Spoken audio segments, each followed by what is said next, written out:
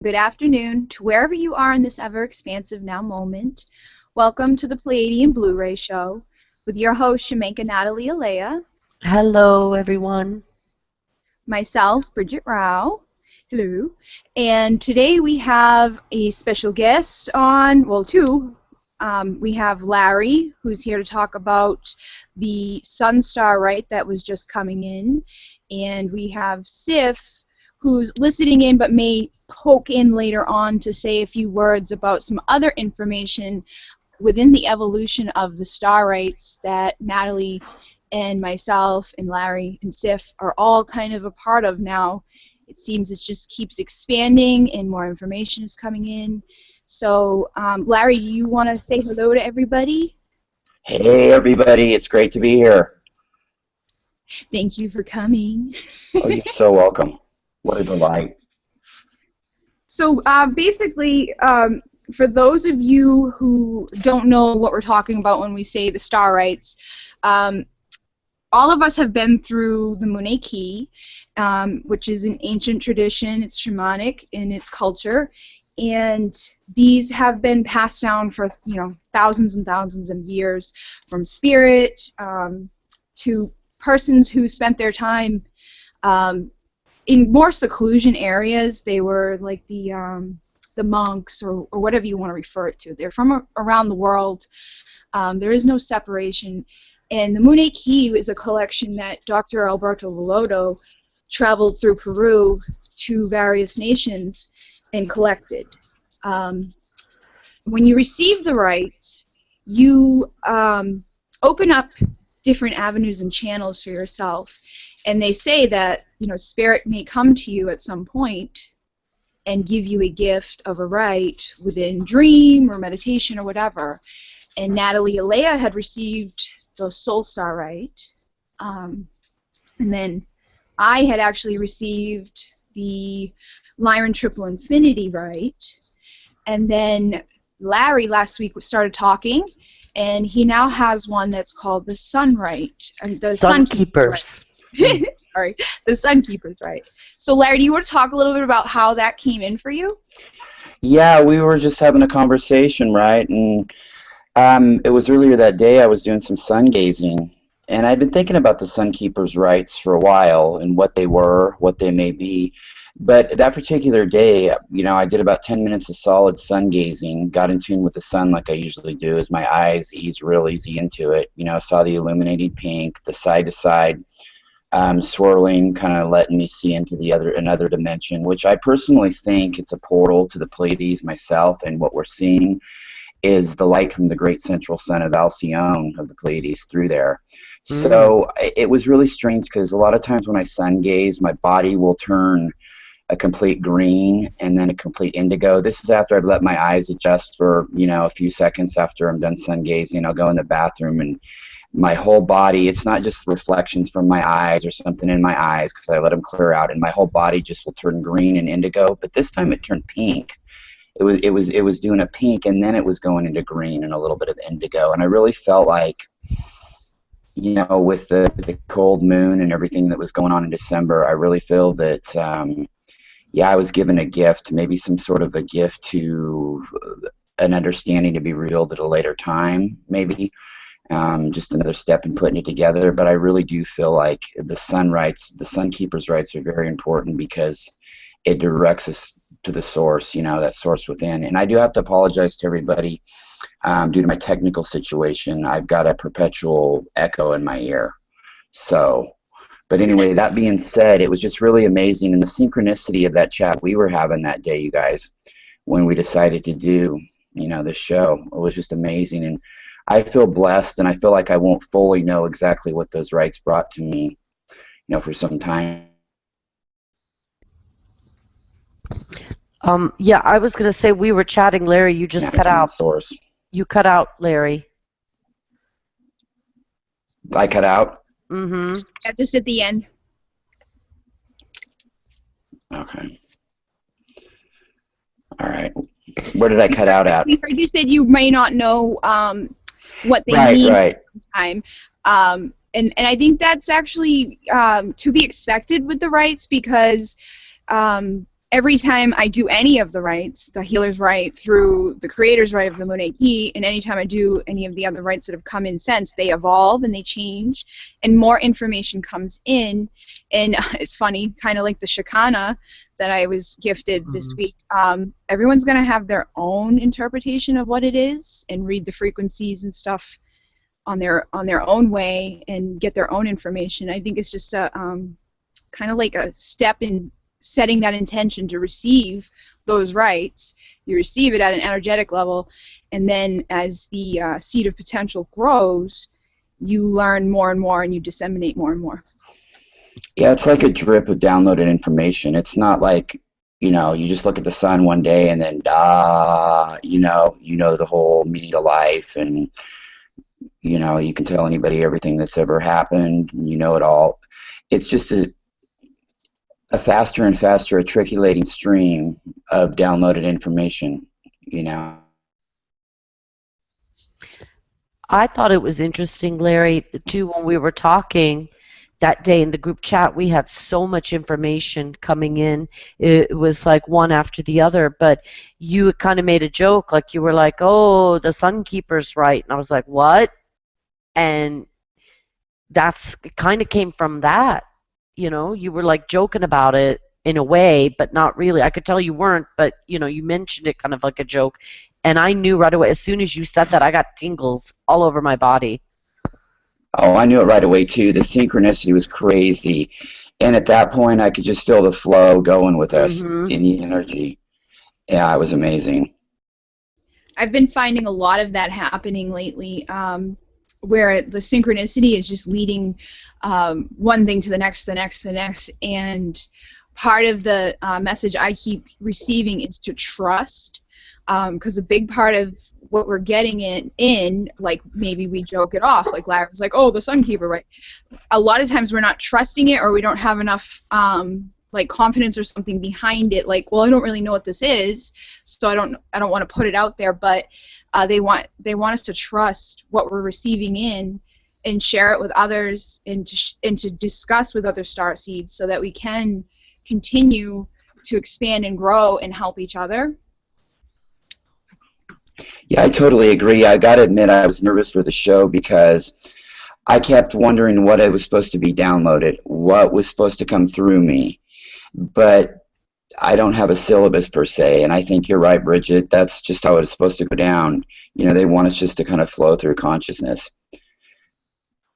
I really believe that, like, the rites now, the star rites, they're like a framework, and then like everyone has a different cloth that they can drape over it that explains to them, that makes it personal to them. Right. Even with the, like with the rites, when you go through with Dr. Alberto Voloto and you get a big manual and all this stuff, the information about each rite is really quite short and simple. It doesn't go into like a huge description of what it is. But there is, and I say to people all the time when they're interested in about doing rites, they'll say, what is the Monet Key? And I'm like, I can't tell you, I have to show you. I can't explain it in words. Like Larry said, there is no words that explain what it is. We can try to put it into like a 3D terminology, but I mean the closest we get is like it's a Sun Keeper, right? And that can encompass a whole lot. Yeah, we could reinvent the wheel and do a big manual and then a follow-up manual and start a university and then forget exactly what we were trying to talk about anyway. Yeah. Well, I think you made a great point when you said at the beginning that it's a portal. I definitely think the sun is a portal. I picked that up when you mentioned about the Sun Keepers Rite. I could see it as a Stargate or portal. But the information you said that was new was that it connects to Alcyon direct. That's big. Yeah, it is pretty big. I've always felt that way anyway, since my awakening, and especially after sungazing like I've been doing. But I just felt like with this synchronicity. You cut out, Larry. Okay, can you hear me now? Mm-hmm. I just felt amazing the other day because you know, the synchronicity of us talking about it in there, and then that happening. I've always felt that it was a portal to the Pleiades. In fact, I wrote about it in a really long article that I did um, when I first had my awakening about 4 or 5 years ago. And it just seems like now I'm getting more and more in tune with it and more in touch, and like I'm on the grasp of figuring something out, and then I'll be on the grasp of figuring another thing out. And I guess hence that's just how this journey works, you know? Well, I know that within the Coero kind of, let's say, they have different levels of shamanic learning, different levels of shamans, and they say the fourth level is where the shaman has a duty to the stars and works with the stars. That's And deep, yeah. it is, and I think that's like where star seeds are going. We're coming. And they were saying, and the thing that I read, they were saying, oh, and very few shamans have reached this level, you know, blah blah blah. Well, yeah, that's fine, maybe, but star seeds are coming in with that knowledge already. So I feel like we can jump in and get in right there because we already feel that connection to the stars. Yeah, hence the starseed Shamanka, Natalie, Alaya. Yeah. Exactly. I feel like you're right, and all these star seeds are, it's almost like we're going back to the source through the portal, coming back again, going through it, and it's opening up those opportunities for us. I read something the other day. It was like, you probably know, there was like a 99-year-old shaman, and before the end of his life he had said something about the fact that the traditions of the shamans has been kind of like, it's like shifting, and new ways are coming about, and basically the future of shamanism, or shamans, however you want to consider it, they don't even have to be labeled a shaman. They can be labeled like a light worker or whatever. They're going to be from the West, is what he was predicting for the future. So I think it just means basically that it's going to come from those who may not previously be what you conceive of a shaman. Like, we're not, you know, outside around a fire for everything that we do. We have technology involved now. I think it's an evolved type of shamanic work.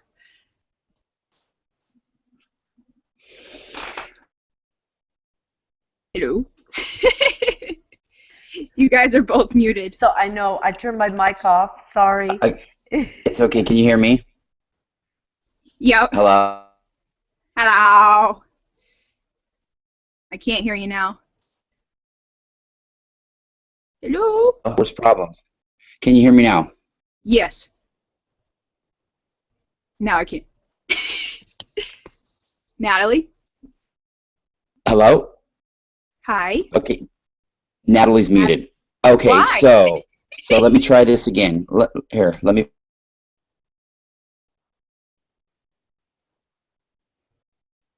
Well, all these labels, these souls that are coming in, they're not defined by a label. You know, shaman, light worker, starseed. These are souls that are highly evolved, that have come together. You know what I mean? It would be like a hybrid being that was both a shaman, a whatever. You know what I mean? And I think I'm faded out again. no, I heard you. Can you hear me? Yeah, I can. Okay. I can hear you and you can hear me, but Natalie is muted. Too much Blu-ray energy in here.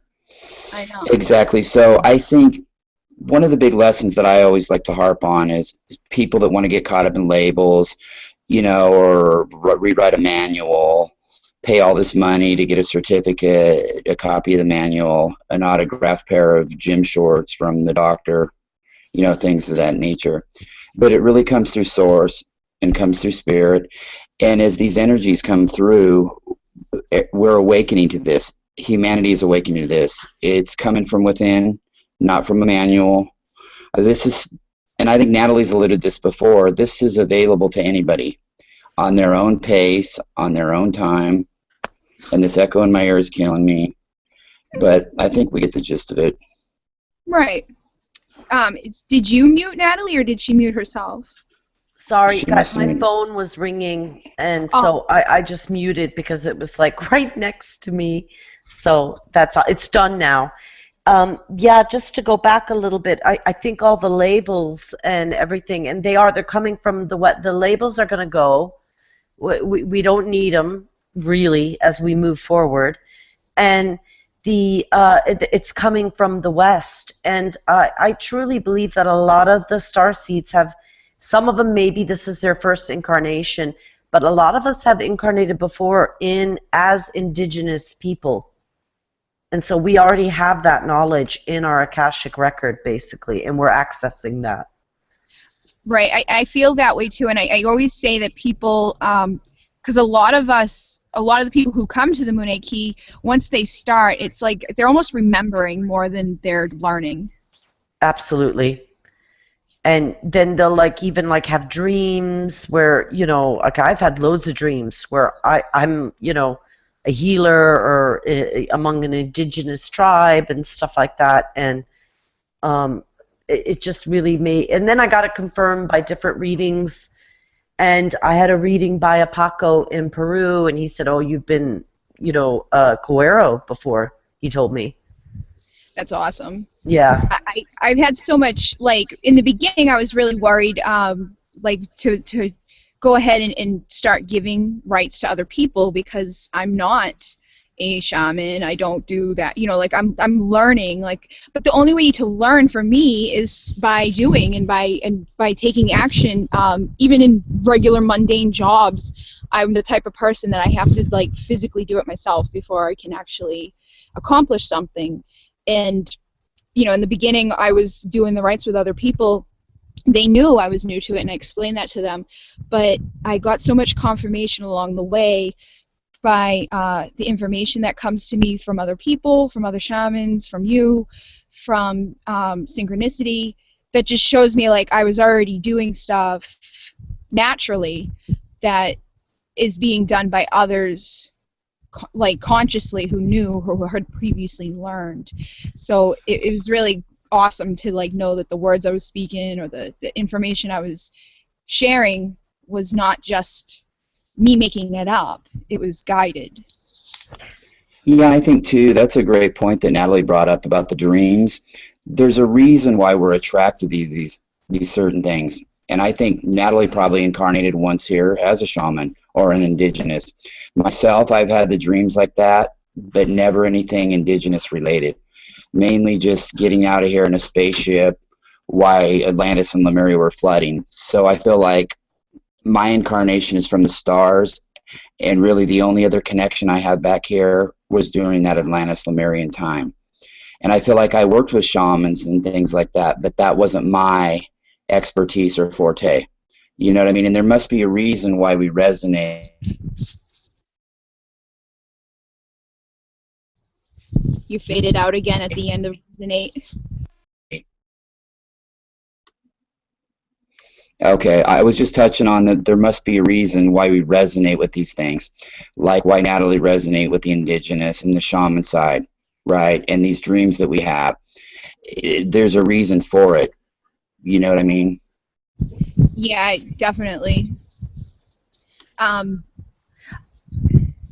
was going to say, Larry, something that came to me that about the Sun Keepers Rite was that like we already said, it's a portal and it's a gateway, but I also felt that the rite was like elevating our consciousness to the star consciousness of our sun, and then through that to Alcyon.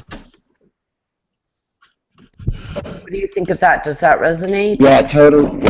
It totally resonates with me because I felt like it was an up.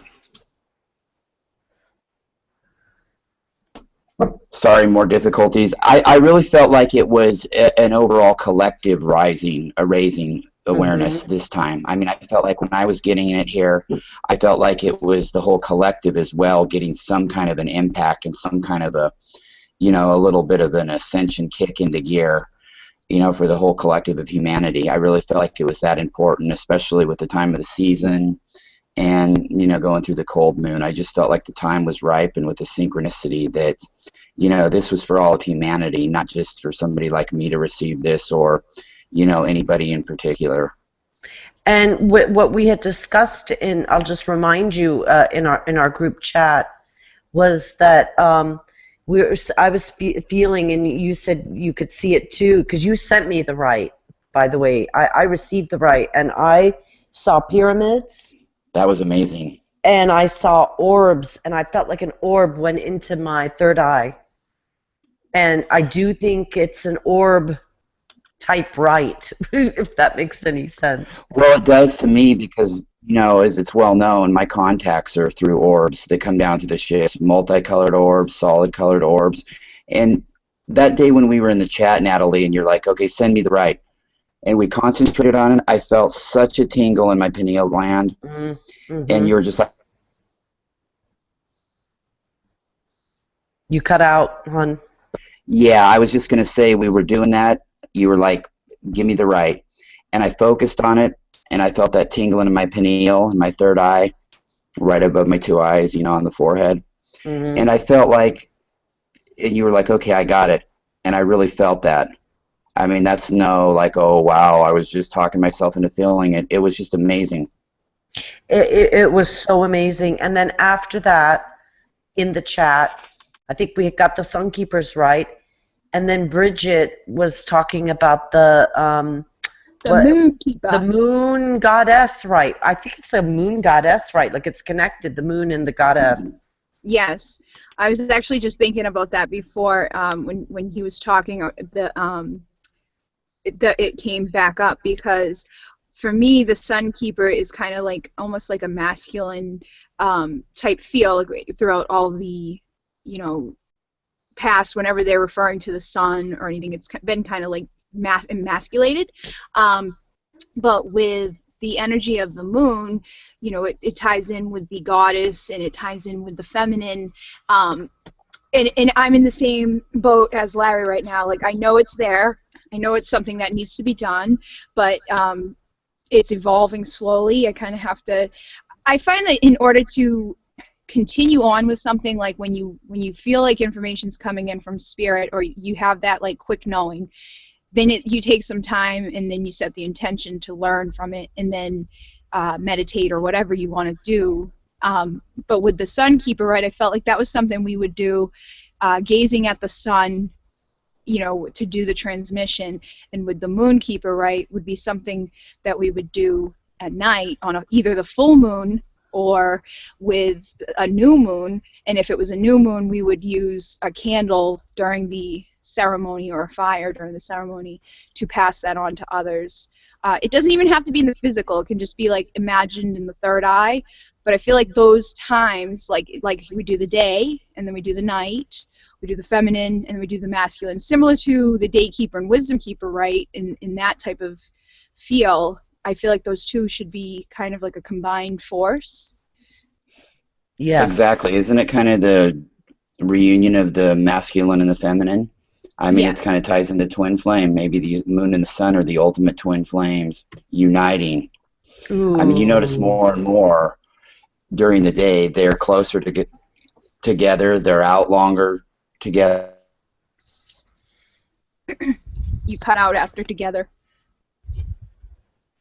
Basically, and at least I've noticed this over the last couple of years, the sun and the moon are out a lot more together. You know what I mean? It'll be like noon, 1, 2 o'clock in the afternoon. The moon will still be out. The sun's out, and it's been out since 7, 8 o'clock in the morning, right? So there's less and less time, at least I feel anyway, where they're not visible in the sky together.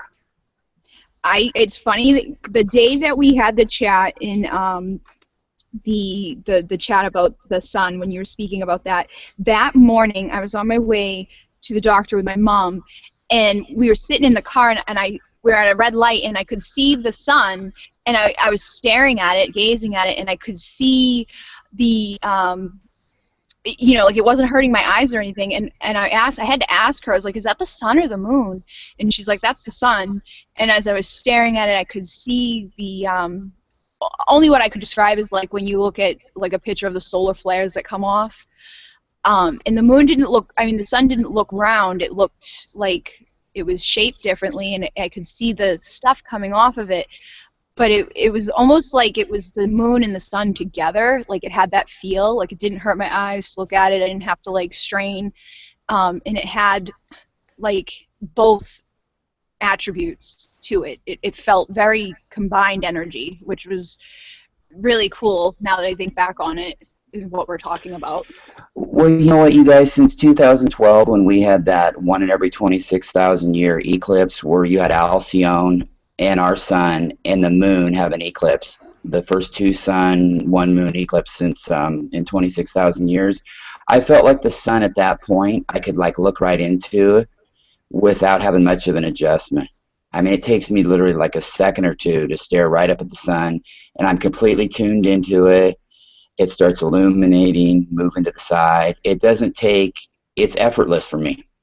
And, you know, I'm sure there are others out there that can relate, but some people are like, you know, they look at the sun and it still hurts their eyes. And they're like, you're going to burn your eyes doing that. Well, it doesn't, though. It's really a calming, cooling effect almost, if that makes sense. It does, because I was surprised, because I don't usually practice sun gazing at all. Like I know it's something people do. I enjoy like being out in the sun a lot. Like I'll just sit in it, but I didn't really even hear about what sun gazing is until recently. And so when I looked at the sun that on my way the other day, I was like unsure, because I can remember a time when I wasn't able to like look at it directly, or my eyes would hurt, or I'd get like a headache, and I was just staring at it like, that can't be the sun. So I think the energy of it is maybe more conducive for sun gazing now for everybody. I don't know if everybody will be able to, but it does. Yeah, and it ties into this too. How much of the sun that we see is a holographic image? These are things we don't know either in a free will universe. Who's to say it's not just a big hologram reflecting some light, maybe from out.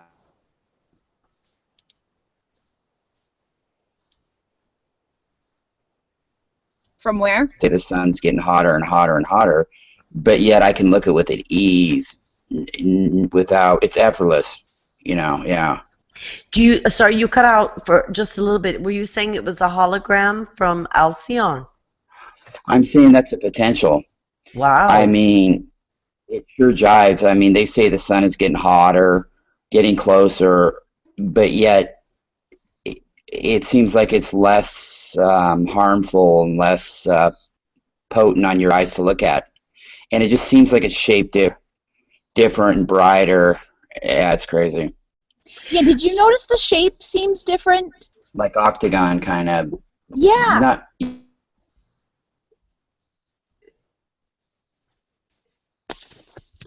Cut out again.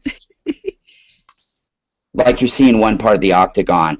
Like it looks like an octagon, but I'm not seeing the complete octagon.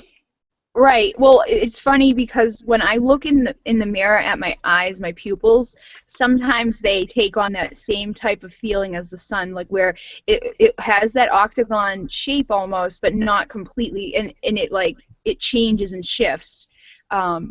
Like if it will look like it is, but then when I get closer, like it will, like, I don't know, like almost like a hologram would. Like if you move a certain way, like there it is, there it isn't, there it is, there it isn't.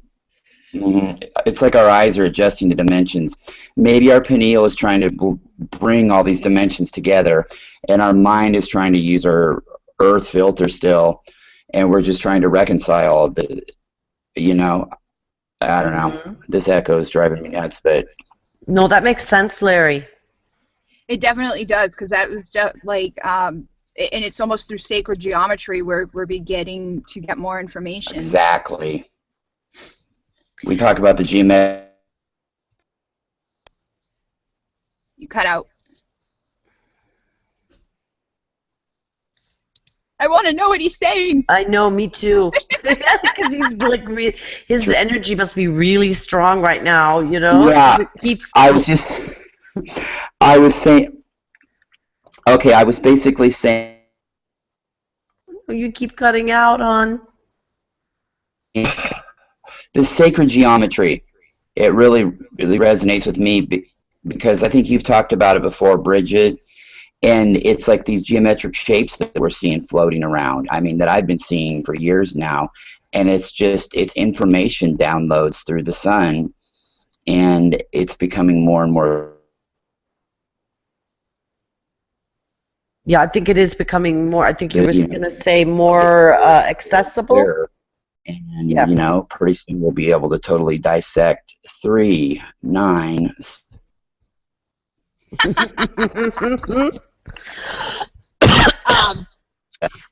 I noticed the sacred geometry patterns within the stars at night. There's like a like an energetic coding up there that connects each other. Even last night I went outside and the stars have been so clear.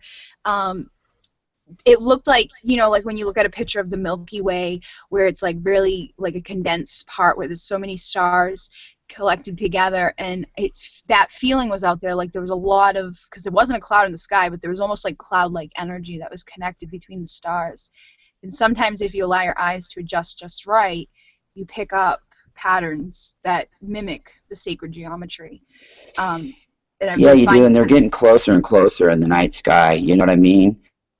Yeah, they're not even with, like, I went outside and I saw the Big Dipper, and I'm like, the Big Dip is not usually there. I'm like, what the fuck time is it? Like, synchronicity. I was just going to say, Bridget, and I've got to chime in with this, the Big Dipper, right? And I don't know exactly where all the stars are aligned and whatnot, and somebody will probably chime in or write in the Big Dippers here or there, but the Big Dipper reminds me of the Pleiades. I wonder if what we're really seeing is the Pleiades star cluster, and maybe the star cluster can move around in the sky. You know what I mean? It's like a traveling ship body. I don't know. When I tell people, because they ask me where the Pleiades is, I say if you follow the belt of Orion straight over, you'll see a V. That's Taurus. If you find the Eye of Taurus, like the second dot down on the right side, and then you go straight from there, it is over, and it kind of looks like the Big Dipper, but a mini version of it. So that does make sense. And the stars that are in the Big Dipper, they move and they change a lot, and it looks, to me, and there's actually, Larry, did you post about the video with the ships there, the big ones? I posted some, not recently. Was this recently? No, it was a while ago I saw this, but there's somebody out there who had like video of huge ships that were at the stars that were like, you know what I mean? They were like hidden there, but they are actually. Yes, okay. I've seen those. Yeah. When I saw my own eyes. Yeah, like, but do you notice how they move? Like they're not like the other stars. I mean, most of the stars, they're all moving, but those are different. Yeah, they have a pattern to them. They go kind of diagonal, up, down, and you can even make contact with them, focus in on them, and ask them to do certain patterns for you. You know, you can get them to go up, down, left, right, do a cross, go in circles. And if you're not convinced, or you think it's just your eye playing tricks on you, they'll do this like 10 times over for you until you're satisfied. If you make that connection. I've done that before for yes and no. I'll ask for a yes to be a certain way and a no to be a certain way. Yes. Me too. Yeah. That's how I started off doing it. But, you know, when you talk about the stars and Pleiades, we have mentioned this before. I think Brian Forrester was talking about this. The Pleiades aren't that like, oh, wow, that's the Pleiades. They're actually kind of hard to find, and yet so many cultures all over the world say they came from there. Right. Yeah, and there's a dispute of how long they've been around. I think it has to do with altered timelines. I don't think timelines were just altered for negative purposes. I think at some point light forces have had to come in and go back and alter timelines. You know what I mean? So just because the Pleiades star cluster is only a certain number of million years old, that doesn't mean that's really how old they are. We think through a 3D Earth filter to even speculate. Yeah. And sometimes Bridget, we were able to perceive it from that time. Maybe it was always there. Exactly, because time is an illusion out of here. But on a clear night, I feel like the Pleiades are like hanging over my backyard almost. It almost seems like that tail that comes off them. It's like right in the skyline in the trees behind my back fence. And it seems like it's getting closer. here, and during different times of the year I can see it better, but it is always here. Cool. And I just want to mention, too, that during that conversation, and this is part of the evolution of the Star Rites, we also got the Venus Flower of Love Rite and a Universal Bridge Rite, which is kind of an angelic rite that Sif, and I'd love Sif to come on and talk about that a little bit. Here, here. Yeah. This is actually a rite that is bridging all the other rites. It's a connector. It's activating and leading up to every other rite we have in this path, really. There are, like you told me, Natalie, there are separate and angelic rites, and this is actually not a part of them. It's a part of the Star Rites, because the realms are working together, like we were talking about the elementals and the fays. Every dimension, the angelic, the star energies, the fairies, they're working together. This is a joint force of lifting the consciousness, and it is done through these rites. People might call it something else and not know that they are actually receiving those rites. And the universal bridge is universal. It is all over. It is the connecting factor of these realms.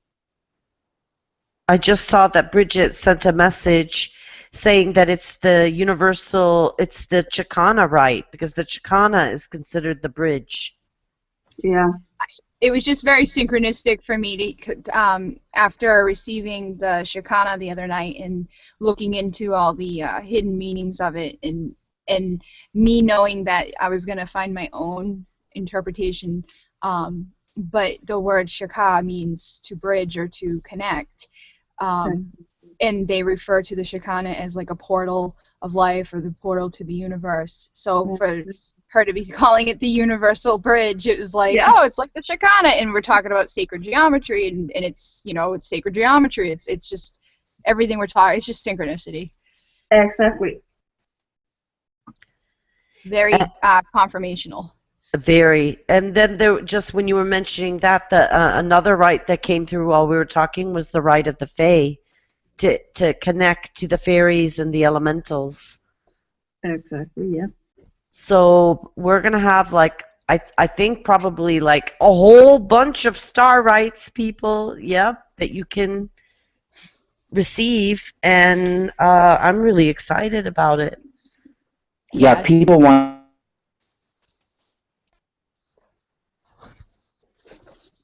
the productions gig, you know what I mean? You cut out. I said if people wanted to put a label on it, they could say that this was a joint starseed indigenous angelic production. You know what I mean? All the realms are combining basically and working on this. So I think you're right. We've got rites coming up that we're not even thinking of, that are just gonna, these new rites are just gonna come pouring in, and who knows from what direction, and you know, all kinds of different things that we're not even thinking about yet. Definitely. And it ties into the message I received the other day about how we need to connect with other starseeds. In the beginning, we were, we were all in our little. I was actually speaking with someone yesterday who asked me, "How do I know if I'm a starseed?" And I said, "I can't tell you." I have to kill you. Right. I love that question. Well, and for me, I think we go through a process where you're alone in that, because you are an outcast of sorts, and you need to find your own path, your own resonation. Like, we are all coded with these different parts that are going to fire up at different points, and there's going to be things that resonate for you that may not resonate for another. and it's that synchronistic journey that you go through that's like, aha, oh, that makes sense. And all that, like, you find your own video, you find your own channel, you find your own whatever it is, or connection with the stars on your own, and then you start meeting other starseeds, whether it be in your everyday practical life or through means like what we've got with, you know, with the groups and stuff, and then we start connecting and working together, and I think that just makes it expand. And then, you know, like we just fire off of each other. We're like, oh my god, oh, like sun right, oh moon right, yeah, oh it sparks god, creativity. right. It does, but the good news for these people that come and ask him, There is no good news. you have a wave of people becoming, you know, awakened to their starseed nature. It seems like it's quicker and quicker, the process for them. It's, you know, versus a few years now, it's down to a couple months, and some people I've even seen start getting it and just running with it in a couple of weeks, whereas, you know, I had to research, and I didn't have the advantage of these groups till I was 2.5 years into my awakening, you know? Mm. It's funny, when I first started, you know, like researching it and all that, and like I was on YouTube, like listening to stuff, and I was like doing my own things. I never even thought about Facebook or anything, or connecting, like, and there was messages back then too that said find other starseeds to connect with, and I, in my head at that point, I was like, yeah, right, because I'm such a freaking hermit. Like, I was like, I ain't going out anywhere, I ain't doing anything with anybody. And now I'm like hosting events with like 18 people showing up to do Pleiadian stuff. It's just such a shift. But it was a few years before I even found the groups where I connected with you guys, and I feel that's where it really like jumped. But now, Yeah. I'm sure there are starseeds out there who have no idea about the connections they can make, and the groups actually change now. And I feel like we came together at a point where it was like we were meant to come together, like it was part of our coding, For where sure.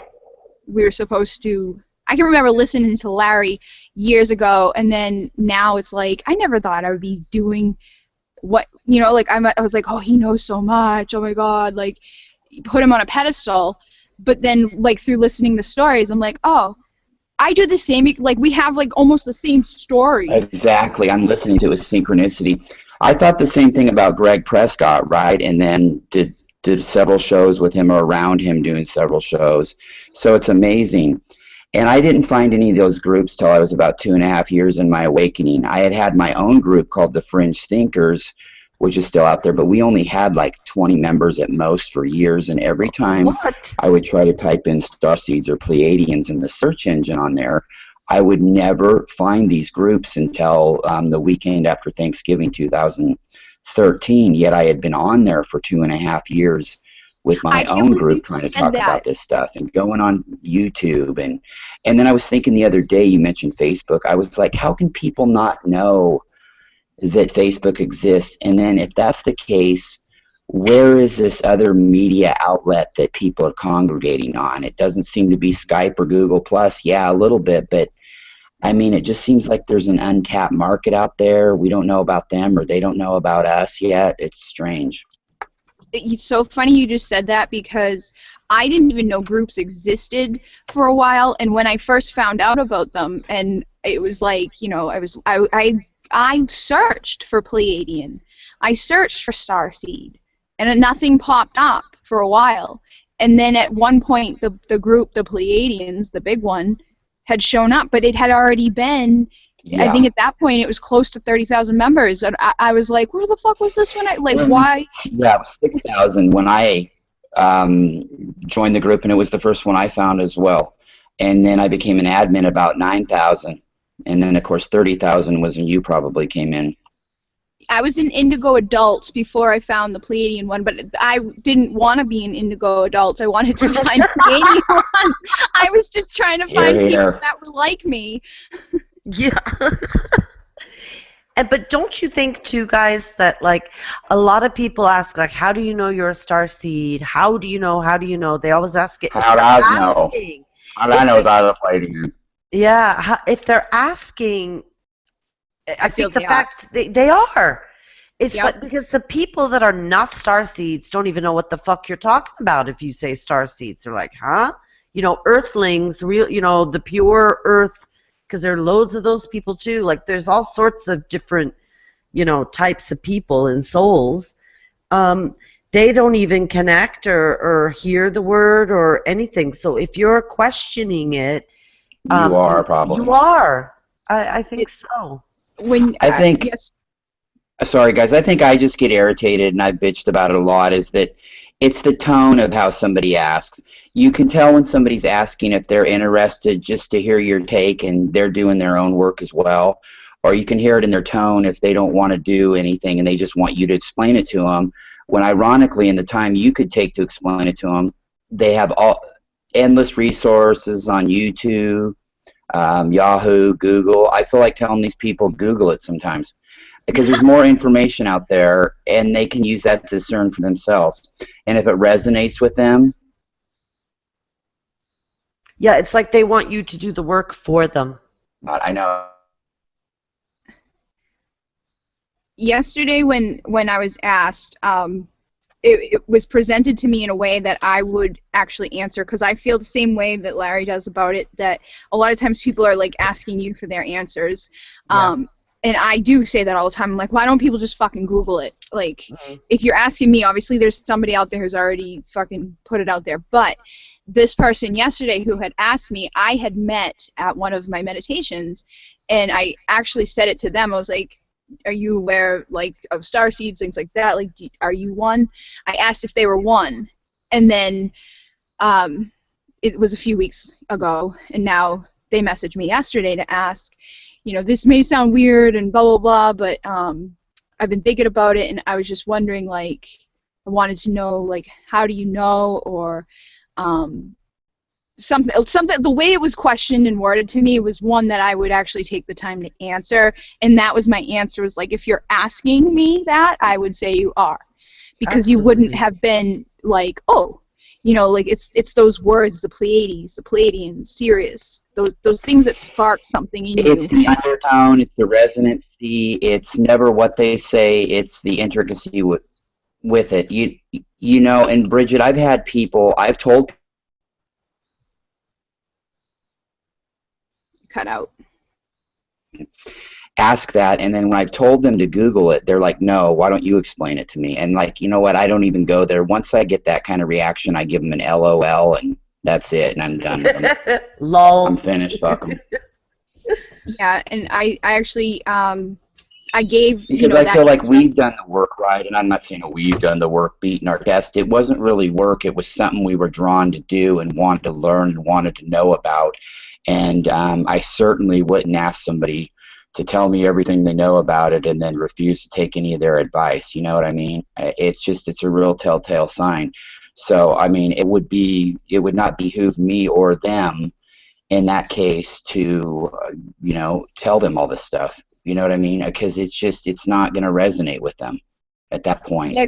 That's why, like, basically what I said was, like, you know, like, I explained a little bit, like, basically, like, if you're asking, you probably are, and there's tons of information out there. I explained I gave them different names to look for, because some people may just have no idea about where to go with it, like what to type in.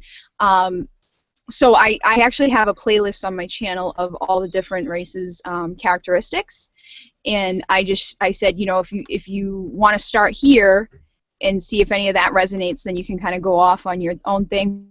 But I'm like, it's like a personal journey, and the response that I got back was like, yeah, and it's really cool to have someone to talk about it with, because nobody else out there would be open. Because I remember before, like, I was like, when I was doing all that information searching and things like that, I'm like, I didn't want to tell anybody the fuck I was doing, because I thought it was crazy. Yeah, exactly. Family, friends thinking you're crazy and you've got no outlet. I would have loved to have somebody to talk to, you know, and it's about that resonancy. And when you, Bridget, when you deal with somebody like that you're speaking of, it's just exciting. it's really like refreshing to see, because you can see the difference in the resonancy, and that person's wanting to take that same journey. And I think you stole a little bit of my playbook as far as the playlists go. Yeah, I used to do those too, and I'd hit people with, okay, well, if you really, I don't want to inundate you, but if you really want to start here, here's a playlist of both Bringers of the Dawn and the Erica Living Library. Read it, listen to it at your leisure, skip around. I would suggest it'd be one thing you'd want to listen to over and over.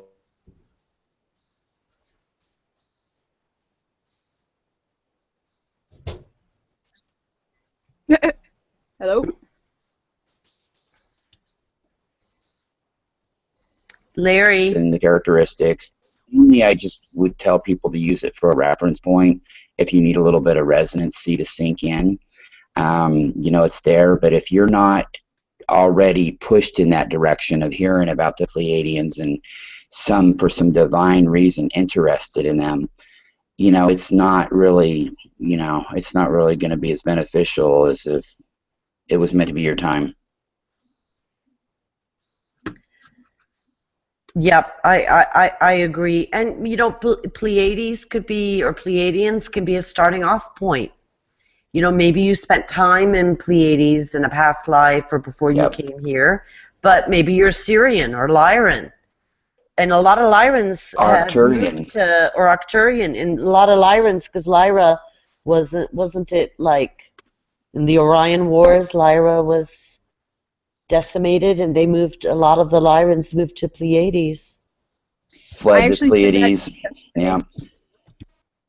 I said one may resonate more than the other, but there could be a collection that and who knows, guys, because of that, Bridget, not to interrupt, but that could tie into the fact that, okay, the Pleiades wasn't inhabited. It was fled. The Lyrans colonized it along with some other races, right? And it could be a floating galaxy. It could be a floating huge star cluster, you know? Ooh, I like that. That doesn't exist in time. Then it could be the Creation Light ship, you know, a manifestation center of humanity of the pure light source that just travels around, right? That's why you might see it in different places, you know, cloaked here and there. And damn, I really hate that he keeps cutting out, because he has great information. Okay. Okay, so I'll go over this again, and I do apologize. It is, you know, it's my issue with the technical, but I feel like this, okay, with everything that I know and the resonancy, I really feel like the Pleiades, nothing really exists in time outside of this realm, I get that, but I feel like if anything, the Pleiades is like a traveling creation manifestation center, star cluster, if that makes sense. And it does, and it ties into why so many indigenous people say they came from there, and from all over the world, and different genetics and different whatever. And isn't it funny how that's so suppressed? I mean, the evidence is everywhere. Every indigenous culture, every culture that came here, they have some writings about the Pleiadians and ties to that star cluster all over the globe. And the Aborigines call it the boat. Very resonating. Yeah, which is like, if you're saying it's like it sounds like it's a floating boat or floating ship. A traveling interdimensional ship. Mm-hmm. Last night I went outside and I saw that part of the sky I was talking about that looked kind of like similar to the Milky Way, like almost like a highway of stars. And then I looked and I was thinking about like how like they tell us, and at that moment I'm like, oh, I wonder if that's just like, you know, like a highway of ships being, you know what I mean, like we think we know what it is, but it really isn't. Like that's just like they're traveling. But I'm a weirdo. Yeah, no, I know what you mean, because I've looked at the stars and thought, like, okay, yeah, you know, we see them as stars or we think of them as stars, but we don't really know. And that's why I think this Sun Keepers Rite, as more people get it and receive it and it spreads, because you're connecting to the consciousness of our star, it's gonna open up so much information, Larry. I can't wait to pass on. Yeah, these things are like light-bodied orb ships. People want to tie it into like a solid craft, which they can be solid too, but these stars converge, they move in and out of each other. I mean, we need to realize that they're dealing with technologies that's in excess of 1,000,000 years ahead of ours, okay? So it is a big highway of stars, and I really feel like right now we're tuned into, they're close enough to the Earth where that access is available for the first time since the Atlantis Lemuria days to be in touch with different frequencies. I mean, Bringers of the Dawn alluded to it a little bit too. It's like a radio station. You're an antenna, and you have the ability with whatever resonates with you to tune into various ships. And if you run across an energy that attempts to manipulate you or control you on your path, no matter what their agenda is, that's probably not a resonancy or a situation that you want to partake in, right? You'll hear a lot of people I've heard over the years go, well, my guides have told me not to say this or not to do this. And, you know, it's just the undertone of this fear-based, and that's not the Pleiadians at all. They don't tell you what to do. They give innate possibilities because they don't exist in time, so they're not time predictors. They understand that everything you could think of happens. If you ask them who's going to win the Super Bowl next year, they'd say, well, all 32 teams will in a parallel reality. So, I mean, people need to understand that, and yet we're at a time, too, where these parallel realities, as far as our realm that we know it, are starting to meld together. And that could just be, and that's just probably the start of really just the start of another phase of our existence, and really, it's not that big of a phase in the whole scheme of things. No, it's not. Well, it's big for us right now, but I know what you mean. In the whole scheme of things, it's not. It's just the natural next step.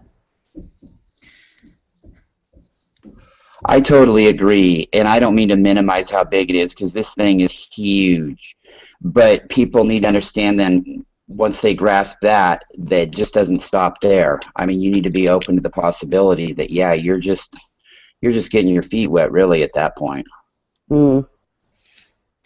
And I was going to say, yeah, we're in Wi-Fi distance of the Pleiades, huh? We're picking up its signal. Yes. Exactly. Well, and people ask the question, well, you know how SETI and these different organizations, we send our archived radio broadcast, television broadcasts out into space. We try to communicate with people. What we have to realize is, why would civilizations that are spacefaring and that advanced, why would we be able to pick up some googly, funny alien sound? Or, I mean, people want to... that it's probably completely telepathic on that level, and it's a vibrancy frequency you're picking up. It's not some earth 3D sound per se that you're looking for. It's a feeling, it's an emotion, it's a thought form. And this is an exciting time to be here, and there's probably people from other planets, families just kind of sitting around wanting to come here, wondering what's going on here on Earth, you know. And so the whole galaxy that's ascended, they're watching what's going on, you know. Yeah, I think a lot for of real, people not just in a mythical type of a way. I mean, this is, you know, really going on. I don't think people understand that, like, that they're probably communicating with aliens all the time, and it's not, like you said, through a radio signal. Come on. They're way, way more advanced. And I read an article, and I don't know if I have it totally correct, the science, but they were looking at the cosmic background wave, and it's a new theory, and it was published in the Proceedings of the National Academy of Science, and they were saying that they think that they saw an anomaly in it, and that there must have been, before the Big Bang, and they were saying a lot of people think the Big Bang came from nothing, and they think that the Big Bang and this part of the universe, we went into a black hole. There were aliens already, or advanced civilizations before, and the Big Bang was when our universe came back out of the black hole. I'm not explaining it right. I know I'm not. But no, Natalie, but it's one of the most logical things I've ever heard out of science since my awakening. It really resonates, and maybe that's the start of the mainstream slowly putting this together. You know what I mean? I like to bag on scientists a lot, I know, and I don't mean to, because they're stuck in their line of work, and they've got to take it from the Earth 3D filtered perspective. But it's just amazing to see that people are starting to get it. You know what I mean? People are starting to at least have that spark ignited. Because Yeah, that and you're doesn't talking make about looking sense for that the radio Big signals and Bang whatnot. It'd be came like from expecting nothing. us to rub two sticks together to light a cigarette when you've got a lighter right in front of you. Exactly. So When you told me that yesterday, whenever day you told me it, like yeah, the way you typed it to me, the way you worded it, I was like, oh, it made my brain hurt because it's those things that we like, the things that they don't know, like all these theorists, and I think I feel kind of similar, like with Larry, like fucking scientists and shit, like they need to have like fact, but they make it all up. Like they're not doing anything different than what we are. They're making what makes sense to them, what resonates to them. Like we're disseminating information and getting our own theories, and they're doing the same thing. But because they like who the fuck says a black hole is even any? They don't know. It even just makes The me Stephen so problem Hawking mad. has is, said now that they don't exist. You know? yeah, the problem is, you guys, even with a good scientist, okay, you're not only bound by your Earth 3D filters in your mind, but say that you weren't even that, you're also bound by, I know in the United States especially, you're bound by research dollars coming into you, and who's funding that research, and you don't want to make them mad, you don't want to lose your funding, and you don't want to go outside of that scope of what it is you're supposed to be researching. In fear of mockery, in fear of losing your funding. In fact, you may even be compromised to the point where you don't want another area or avenue looked in. Yeah, you cut out, Larry, but I totally agree. And I have the science background, and people who I did PhDs with and stuff like that, they don't want to. They're not interested in the stuff I'm interested in. Weird science. Natalie's into weird science.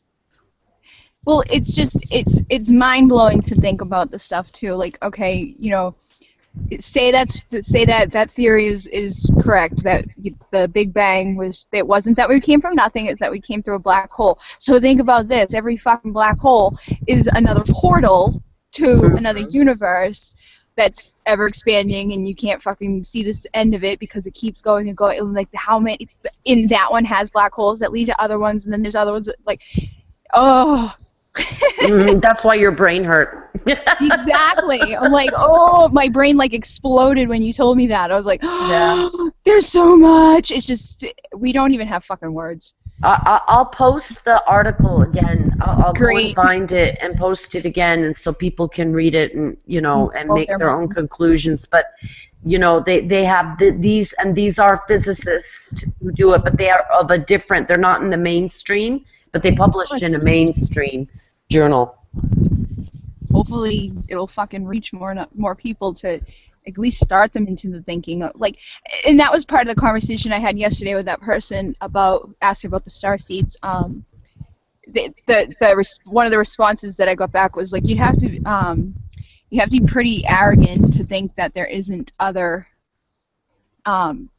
life forms or people or whatever, and that we're just a minority, and because I was saying how, like, maybe back like the winged disc was the interpretation of a flying ship, and the only way to make a fucking ship known in your art is to put wings on it. Same with the angels. You put wings on angels because they fly. It all connects, and it's just, you have to be really like cut off from the expansiveness, even the science behind our fucking universe, to think that we're the only ones. Well, right, and people have seen these things since the dawn of time here on Earth, right? But you talk about looking at the winged disc. People are seeing these things, and they're interdimensional crafts. So one person might see it a different way, another person sees it another way, because these things are moving interdimensionally through time, right?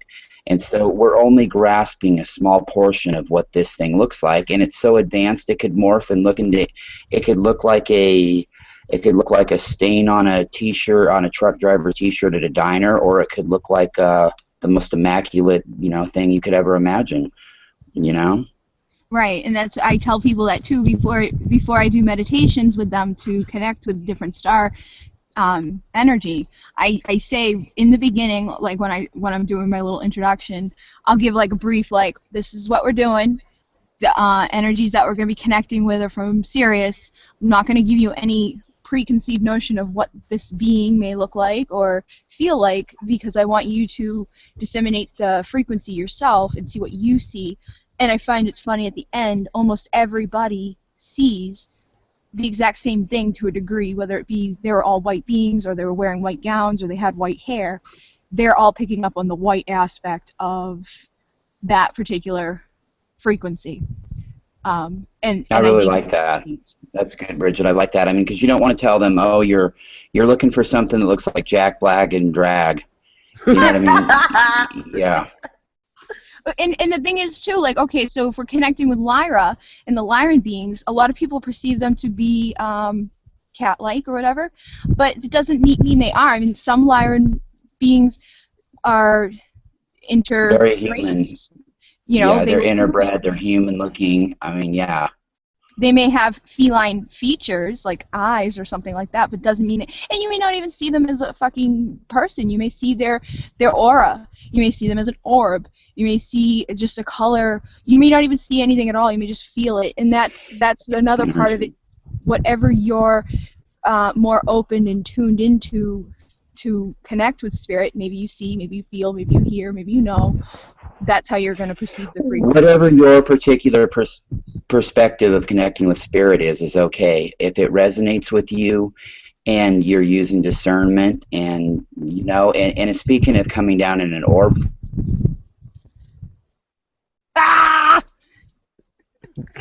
Here that even a human type of a race that, say, is at that next level, maybe their bodies are ascended more into a higher 40 or 5 or even 60 type of a scenario.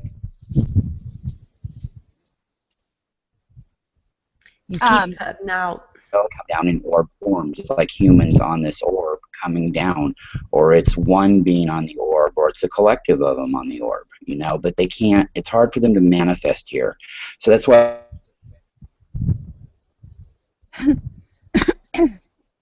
my story, I have my own opinions on it, and it's so intricate, but he talks about meeting these human beings from Pleiades and from, you know, the cosmonauts from Lyra and things of that nature.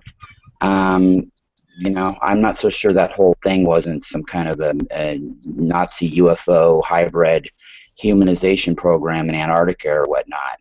So, I mean, people have to get out of that earth filter of looking to meet some human come walking through the bushes that just looks like you and me. I mean, that could happen, but their energies are more light-bodied to begin with. So, I mean, it would only make sense they would come down here on an orb.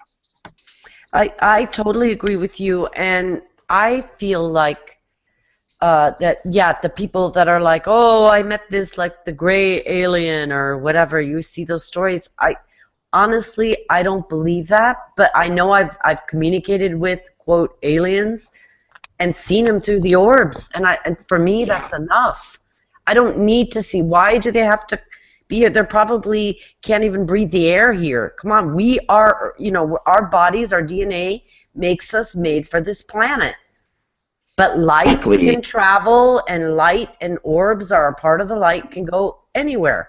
Well, and they talk about, Natalie, even like dolphins being able to exist outside of water in 5D because it's a lot lesser of a density, a lot lighter, and the air is more liquidy. I know that, you know, when I took LSD a few times as a teenager, and it's almost kind of like being in that fifth dimension where the air is more liquidy.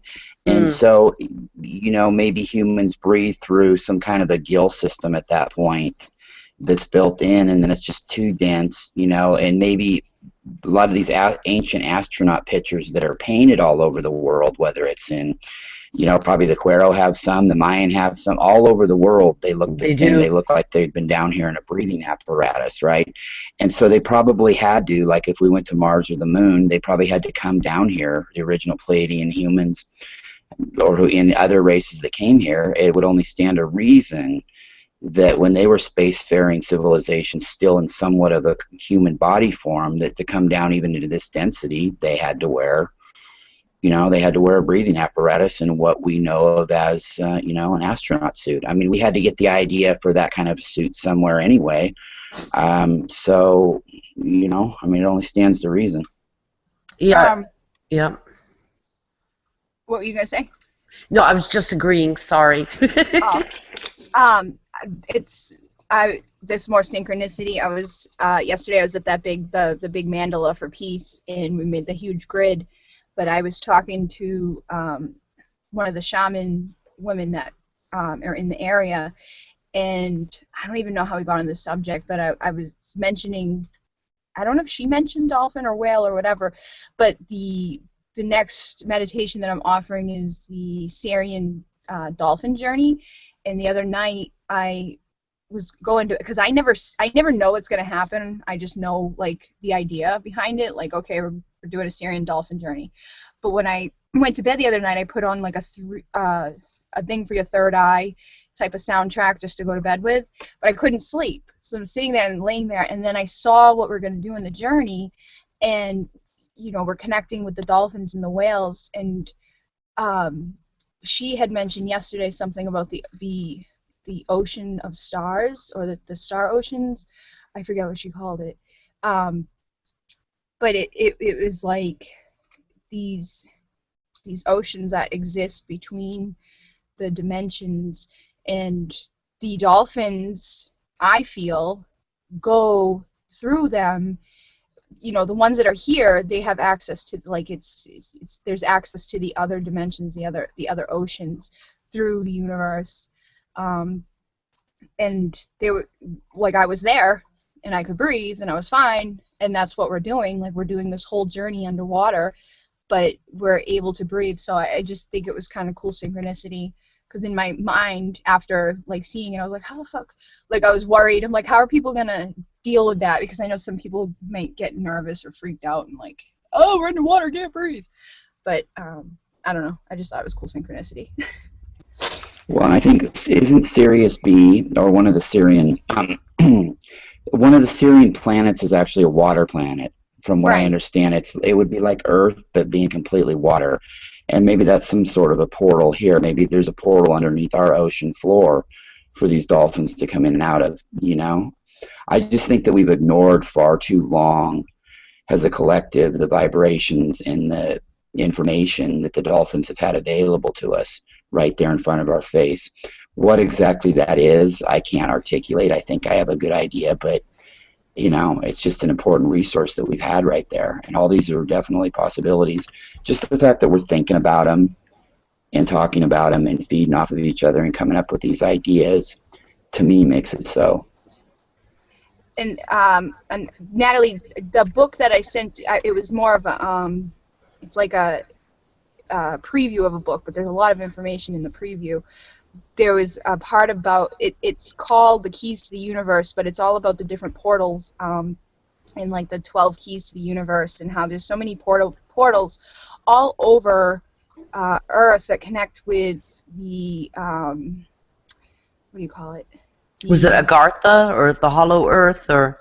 Yes, Hollow Earth. And for I me, did see that. That was great. Thank you, by the way. It's so cool. Yeah, there's the Agata in northern Russia, the Great Cosmic Pyramid in Tibet, and then they went on and they talk about the pyramid under Machu Picchu. They talk about the pyramids around the world. They talk about Mount Shasta being like a place where these huge ships can go in and out. And then they were also talking about the Dogon tribe, and I'm sure you guys have heard about the Dogons. They actually still have a pretty good connection and understanding, and they even said that in their creation story or whatever, they talk about that the dolphins came here to seed them, and in their depictions, like their wall cave or whatever, they had drawn out what Sirius A and Sirius, because we didn't even know there was two Siriuses before. They knew. Yeah, I think it was only in like 1900s or late 1800s that we figured out there were two. Yeah, and they had already binary star. They drew the elliptical orbits of it in their paintings and in their stories, and I just think that's really cool. And if anybody out there wants to do research into it, the Dogon tribe, they have a lot of information that connects with the dolphins. Exactly. What people have to realize with the Syrians is what the fuck? the Syrians are like they're space indigenous. They're like I would call them space Indians. Actually, they have a very resonance connection with planets, with the indigenous, with the very roots of the planets. I mean, they're very spiritual in that regard. And the Dogon tribe, of course, and many other tribes have a deep connection to the Syrians. So I kind of look at it like that. I kind of look at it like the Pleiadians may have been a human type of a race that was.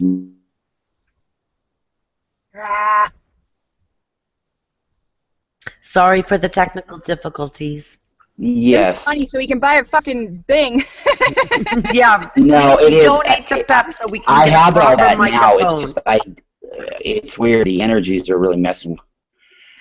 Anyway, so the Syrians, I look at them as like an indigenous kind of a spacefaring culture, whereas the Pleiadians are more of into manufacturing things, more of technical skills, things of that nature.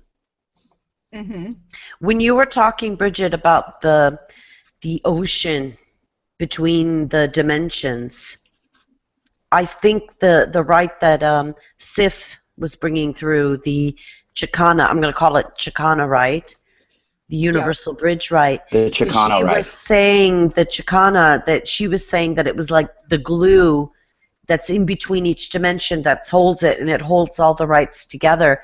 And I see that glue is like an ocean, too. It's so fucking cool how much synchronicity is going on right now. Mm-hmm. We actually have, guys, if you think about it, there are already 8 star rites between the 4 of us. Oh my god. Yep. We have the staggering. Soul Star Rite, the Pleiadian Golden Woven Path Rite, the Lyran Triple Infinity Abundance Rite. Then we have the Sun Keepers Rite, the Moon Goddess Rite, the Venus Flower of Love Rite, the Chicana Rite. Okay, that's 7. Now we have 7. The universe. Oh, and the Fae, the Rite of the Fae, or the Elementals, and so that's the 8. And there's gonna be more. There's gonna be more. So we have 8 rites already, just like just like that, and it is because we're tuning in. We're doing, a lot of the who was it in India and the Hindu culture. They used to meditate like thousands. I think they call them the rishis. They would just sit and meditate, and they came up with a lot of information that is now being shown to be true by science only through meditating. Mm-hmm. I think we learn so much more inward, and yet our whole science has been about this outward and producing, when really it's about more connecting inward. We do know more than we give ourselves credit. Yeah, we've been missing the knowledge this whole time. It's been right in front of us, and I really pay homage to those people that would do the meditations, the cultures that would just do it endlessly. And fortunately, because of that, we're in a time now where meditation is still very important, but it doesn't take somebody doing it 18 hours a day or practicing telekinesis 18 hours a day to tune into that kind of frequency. For some of it, it can just even be an intention or a thought, but the meditation doesn't have to be for as deep and for as long anymore to scratch the surface of this. I think a big part that we need to keep in contact with is like trusting what we get and following the synchronicity and speaking on it, because when we speak on what's going on like through our lives with synchronicity to others, again, there's the connection of sharing and connecting with others so that you can find more information. I think it's the 3 of us when we talk, it's like it just bounces off of each other and we activate more and more information. And I mean, we went from 3 rights to 8 within a week, and it's all and I'm in going there. to say this right now. I'm going to tell you guys this right now. By the time we see another weekend pass, one of you 2 is going to come upon another right. I don't know what or how but something will spurn in one of your minds in the next few days. That's what I'm getting right now. Or maybe me. It could be you. I feel like the meditation that I'm doing next week is gonna have a lot of. I saw what we're doing. I don't know what we're doing. I saw what we're doing to a certain extent, and then when we get to one part, it ended. So I don't know what's gonna happen at that point, but I think that could be a rite coming in.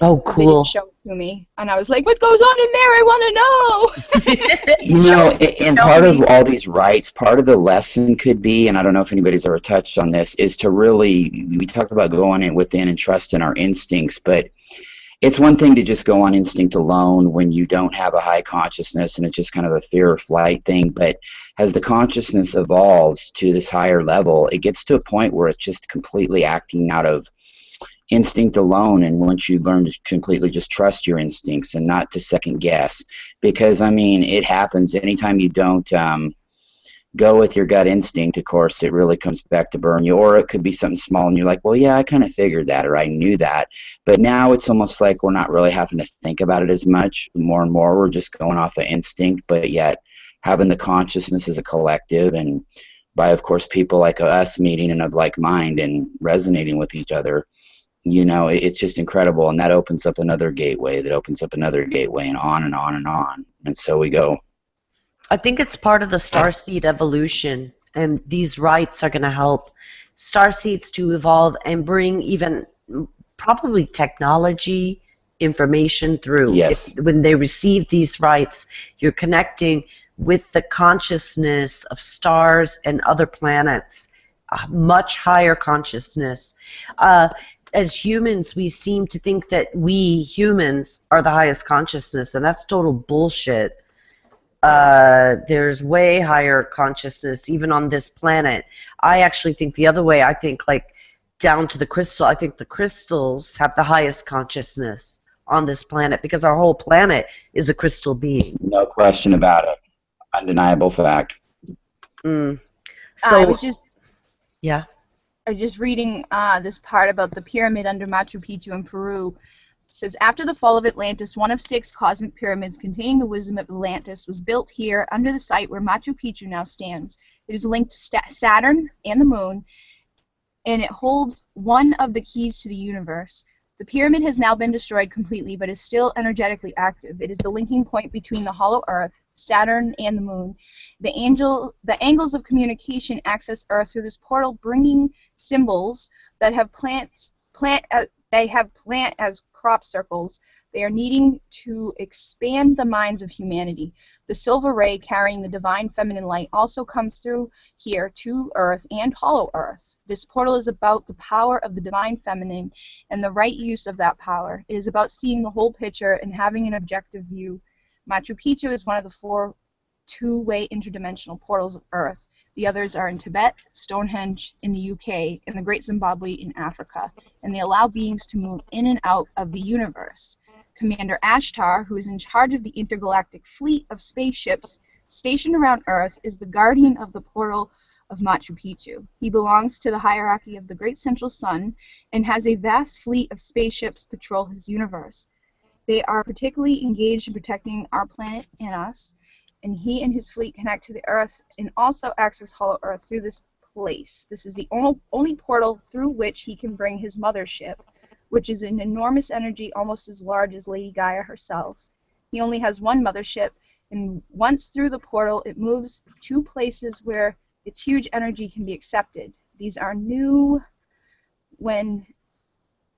Oh, and that's it. But I felt like there was a lot of synchronicity in that.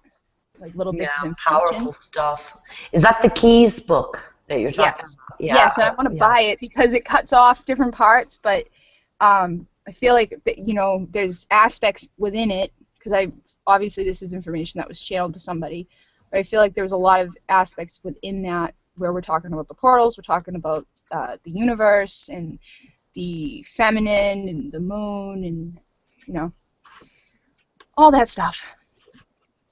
But I like. Yeah, I want to chime in there real quick because you brought up the trash tar command. The trash talk, is that what you called it?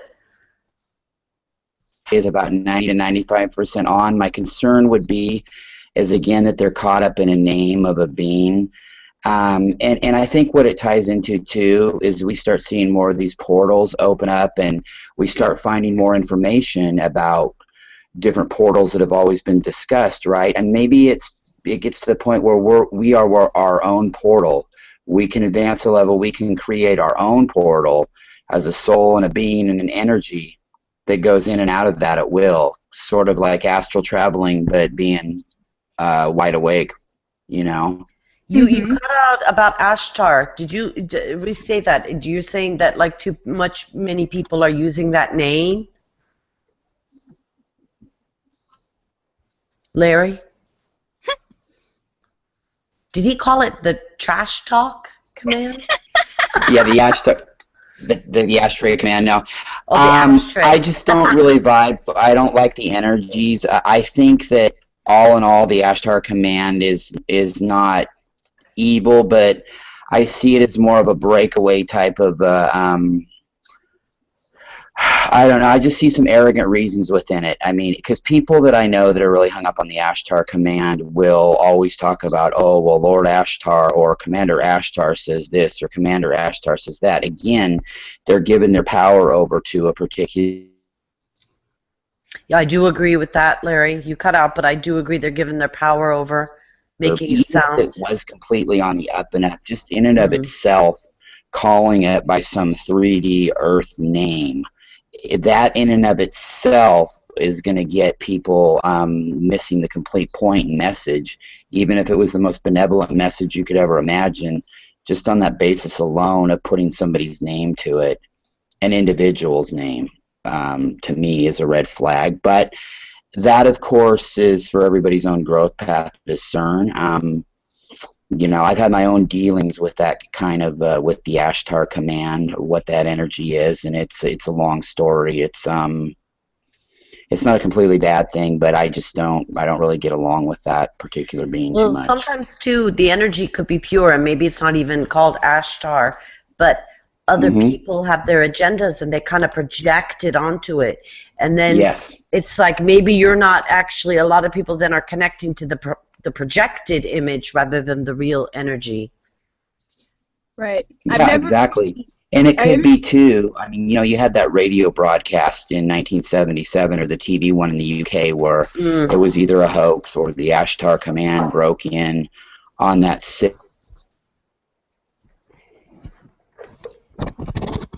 I remember that. Seeing about that. Right, that just spin on it for either they're not complete consciousness reasons or for some kind of a financial or guru type of a gain. You know, it's just hard to say. It's why you have to use discernment and, you know, but that's a great story, Bridget. I mean, you know, like 90 to 95% of these things resonate, right? It's just don't get hung up on the details like a name. Right, like the Ashtar, Commander Ashtar, I have never, I haven't found any channeling or anything that I'm aware of. I haven't connected with anything to do with that, so I don't know anything about it. But the connection that I liked about that little piece of information, because in that book, I mean, that was the only mention I saw of anything to do with Commander, that name. But I like the fact that it was connected to something galactic from the Machu Picchu. That's the type of thing that I do, though. Like when I read about something or whatever, like I dismiss certain parts of it. I just take like the three things that stand out to me. Like I saw the moon, I saw the feminine, I saw, you know what I mean? Like those are the things I was like boom, boom, boom, and then I would go off on my own and get my own information. Exactly. And I do got to say this before we wrap up on Ashtar. You look at that 1977 broadcast we've all seen where the Ashtar command supposedly breaks in, and if forget about whether it was a hoax or it was a UFO. I mean, to me, that's not the point. It's how did somebody in 1977 have all that information and articulate it like that to the point where we don't have any writings that talk that way clear into the 90s and into the 2000s besides that.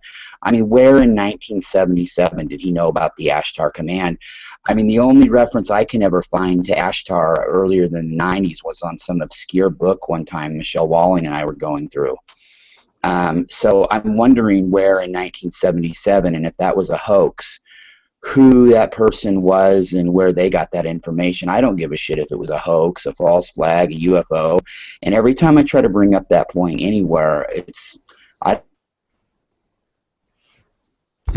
You're cutting out, Larry, but I agree with you about the hoax, because a lot of where did that person or entity speaking this kind of knowledge, and it wasn't just what he was saying, it was the undertones in it that are things that I haven't found anywhere until clear into this century.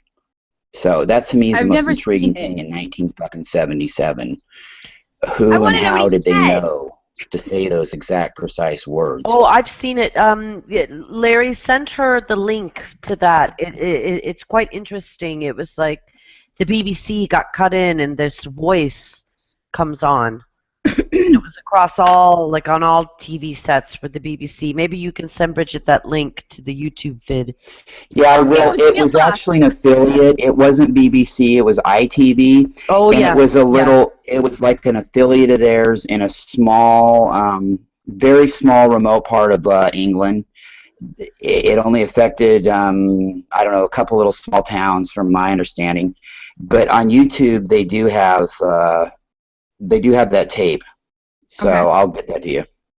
But the thing that you were mentioning, that like you didn't care if it was a hoax or not, I've read like, okay, so Aleister Crowley, and he does the tarot, because I'm into tarot, and so he did the Golden Dawn and did the Thoth tarot, and then people were saying, later, that was a hoax, he just made all that shit up. You know, people can question themselves and think they're making it up. But, you know, the message will come across to whoever gets it. So even if someone's like, hey, let's do a hoax, and I'll say I'm from Ashtar Command, yes, and I'm going to say this, and ha, ha, ha, you may think you're doing a hoax, but how you don't really know, because where's the information coming from? And it doesn't really matter. You're just the messenger. It's the person receiving it. You're tapping into creativity. I've got a perfect example that I went through. My friend and I hoaxing those shortwave radio transmissions. Yeah, go on. That's something like that. We were meant to give those codes out the night before the blood moon and have a little bit of fun with people, but it was relevant. You know what I mean? It was... the vibration of doing it was right, and the timing was right. So even if somebody's hoaxing it on purpose, they could be being used to put that information out there. I mean, it had to come from somewhere. You can say that's a hoax, it's a hoax, it's a hoax, but I mean, you know, whatever. Life is but a hoax, sweetheart. Shaboom, shaboom. I mean, you know. It's just what you resonates with you. It just goes back to that. So, yeah, so the guy who said that, or whoever said that information, maybe thinks he's doing a hoax. But if the message resonates with you, then the message, don't shoot the messenger, people. The other day, I say this a lot. I say it to my mom, and I think I posted about it. This is my take on hoaxes and things like that. So every time, you know, our thoughts create our reality, the words that we speak give power to our manifestation power, and when we take action or an intention, we're creating something.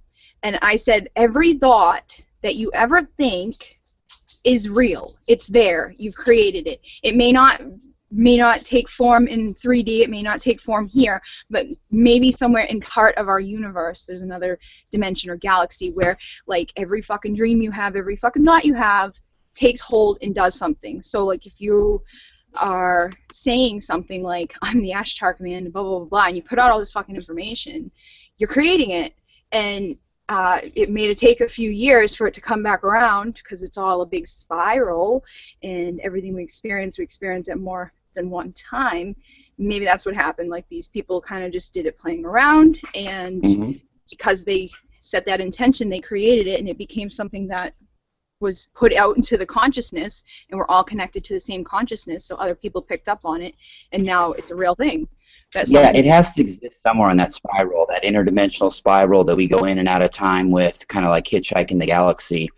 It had to come from somewhere, and it exists somewhere in a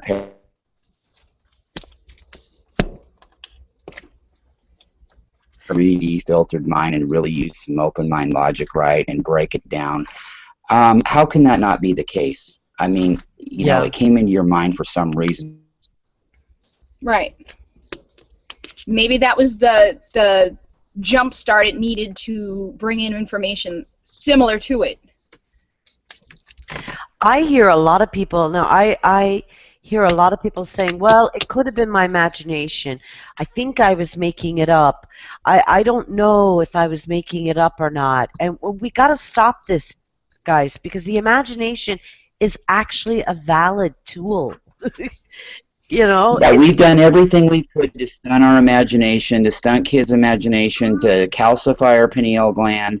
I mean, we've like done everything we could to beat ourselves up, make ourselves blind, shut us off. And whether it was a manipulation or not done right, I believe in all that too. But really, it's us. At the end of the day, it's us to blame. It's not the Anunnaki. It's not the Cabal. It's not the Illuminati. It's us. At the end of the day, it's us in the mirror. What the fuck, Larry? Stop doing it. Yeah, no shit, fuck. Just kidding. I'd rather blame the Anunnaki or Illuminati, though, for all my issues. It's easier. Yes. And it makes for a better scare story. Mm-hmm. So I also wanted to say to any people that are listening that these star rites, we're going to start bringing these out to people and giving these rites to people. Yes. So I think we'll have more events on Facebook and wherever and be sending these rites to people. So I think they're going to really be an awakening for starseeds. Yes. Agreed. I do, too. And we could only hope that people, instead of taking these in, they will get hung up on the name Star Rites. So that's all they will think about is Star Rites. I'm kidding, Natalie. A little Pleiadian sarcasm, but exactly. And that's what I love about these.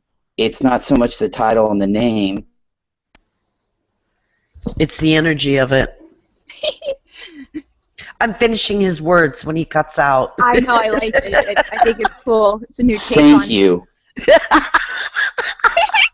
Perception, awareness, dimensional shift. 9, 7, 7, 1, 5, 2, 2, 4, 5, 5.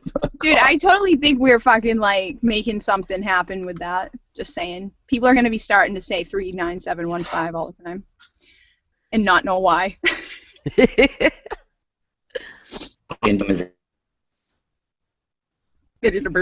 Yep, blah, blah, blah. That's what he said. I'm totally onto it. I'm onto this numbers thing. I mean, I'm on a mission with it myself, and I don't know where it's going, but we'll know when we get there.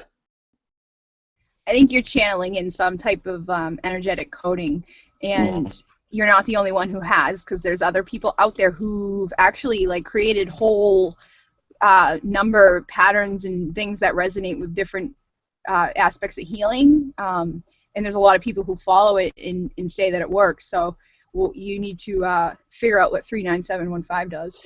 Well, and it's just like with any energy, right? And that show I did on my own that I talked about what these stations were used for. I think it was like military, wasn't it, originally? Mind control, military. Some of them could be lost transmissions from Atlantis and Lemuria. And some could be ET, you know? You can use it for a yin and yang. Were you saying that some of them are lost from Lemuria and Atlantis? I think so, or maybe the Bermuda Triangle. Right, it could be that, right, I've talked about their extraterrestrial contact, Natalie, but it could also be that these were time-encapsulated messages sent, like especially the Linkshire Poacher, the one that does the 39715. That one is one of the biggest enigmas that they could never really track down, and, you know, they basically figured that the rest of these were used for spy reasons, encrypted codes, frequency mind control, especially over in the East German why was that and station Soviet called the areas during the Lincolnshire Cold War. Poacher? You know, and you can just tell by the vibrations. I've sent a few of these to you guys, and I've made all you ladies listen to them time and time again. I know I'm a crazy son of a bitch, but you get the creepy feelings from some that you don't from others. You know what I mean? Why was he called the Lincolnshire Poacher? You cut out what? The Lincolnshire Poacher. Why was it called that? The Lincolnshire Poacher? Because that song at the beginning, it's actually called, the name of that tune that you hear in there is called Sitting on the Earth's Turtle by Friends from the Stars, but it was used in some kind of a folk tune called the Lincolnshire Poacher, I guess, over in England, is my understanding. But the name of the actual tune is Sitting on the World's Sitting on the World's Turtle by Friends of the Stars. Wow. Awesome sauce. Oh, totally. Guys, Totally. should we wrap this up? It's getting We late. should.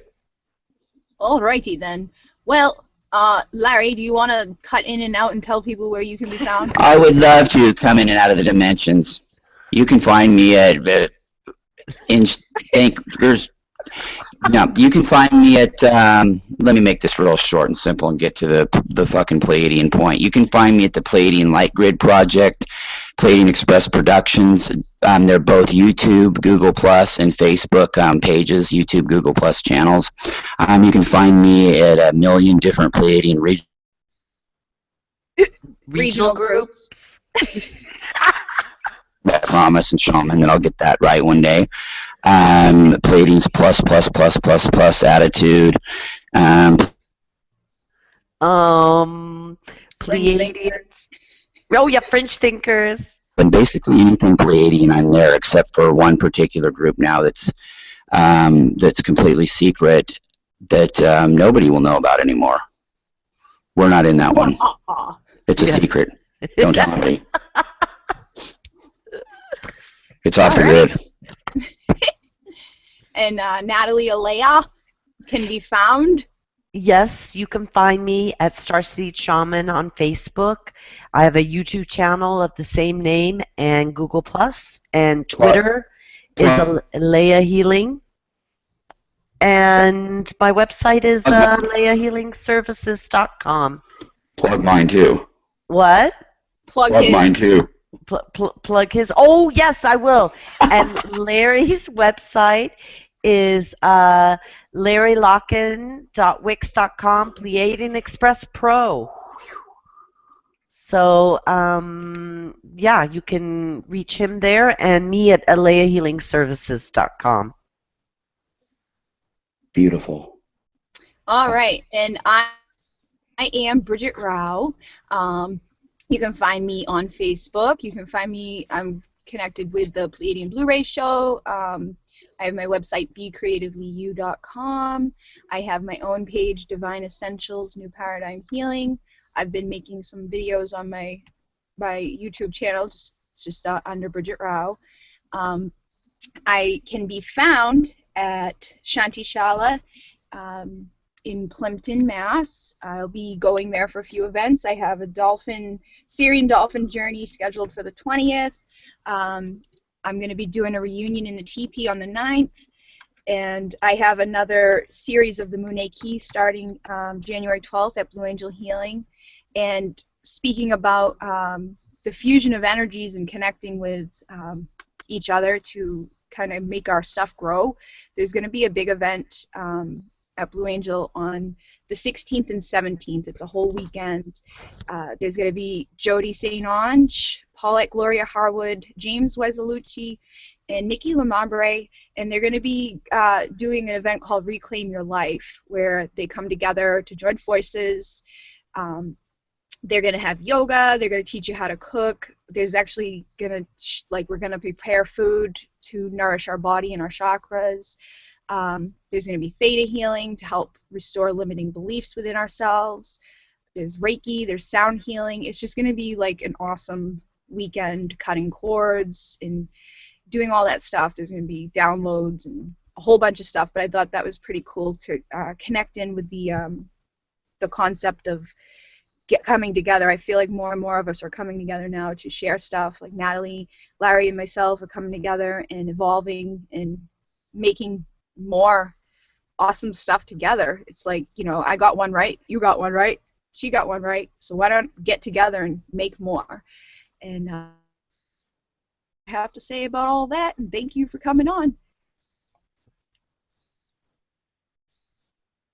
Thank you. I think Larry has to shut this thing down. Are you there, Larry? Larry? Hello, hello. Hello? 3, 9, 7, 1, 5. Oh, yes, shutting this down. Yes, yes. Yes, I was getting the codes coming in as we spoke. I don't know what happened. 9. That was weird. 7. 1, 5. Bing, boom. Okay, guys, yeah. How about a big dating game cosmic kiss to everybody out there? Mwah. Mwah. And that's a wrap from the PEP. Word, we're out.